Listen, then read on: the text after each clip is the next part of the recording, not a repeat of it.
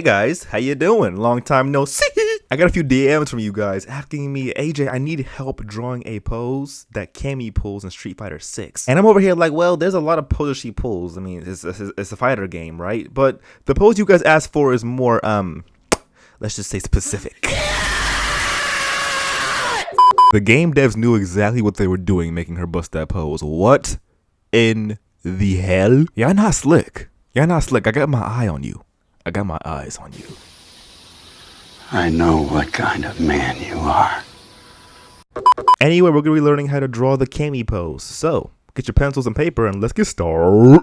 So the first thing we have to establish is the gesture of the pose. I like to do the gesture by drawing out this sausage shape. Now, I know one of you guys think it's kind of weird, but I draw sausages all the time. Pause. Anyway, this shape helps me get the overall flow of the body. So I know which direction the body is flowing. So this pretty much helps me get that all figured out. Next, you want to establish the angle. So now I'm going to draw a box. This box is going to be pointed in the direction of where the chest is going to be facing pretty much. And then you can add in all the details, stuff like that later. But right now, we're only doing construction. Pretty much just construction this whole entire part. We have the flow, but now we have to add the construction on top of the flow. Break it up into his rib cage by adding an arch and then everything else like that. And now we're going to do the same thing for the hips. The hips are going to be in perspective, so I'm going to do that by drawing a box. The reason why I like to do boxes instead is because boxes help show every single angle of the body. The side plane, the front plane, the top plane, the bottom plane. And we're going to pretty much do all of this until we have a full torso. Alright, so now the entire torso is done and we're going to start adding in the legs or the thighs, okay? And right now I'm just adding in some of the actual details in the anatomy as I'm going along. And now I'm going to do the same thing and do the thighs. Now for the thighs, I always make sure that they taper, okay? It's like thicker at the top and then get thinner as it goes toward the knee.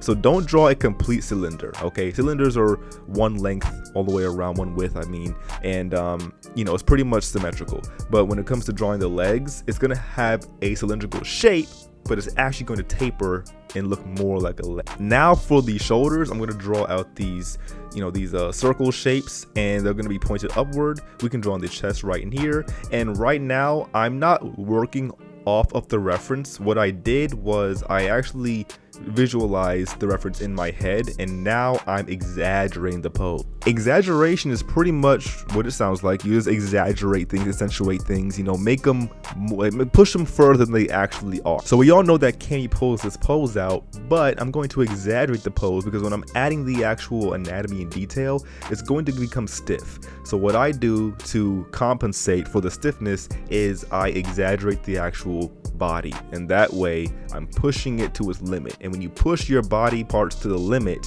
it becomes much more natural when you start adding on the detail. That's why when you're using a reference photo, you don't want to do one-for-one references. You want to use it as a guide. So right now I'm using it as a guide, but it's not going to be the exact pose that CAMMY pulls. It's similar, but not the exact one, because this is how you build up your visual library and how you become stronger as an artist, by drawing from memory. So now we're going to do the arms by drawing out these noodle shapes. I like to break them up into one full, like, you know, tube, and then I break it up later. The reason I do that is because when you break the arm up into its individual parts, it can sometimes skew the proportions of the actual you know, drawing, you know, and it also will lose that flow.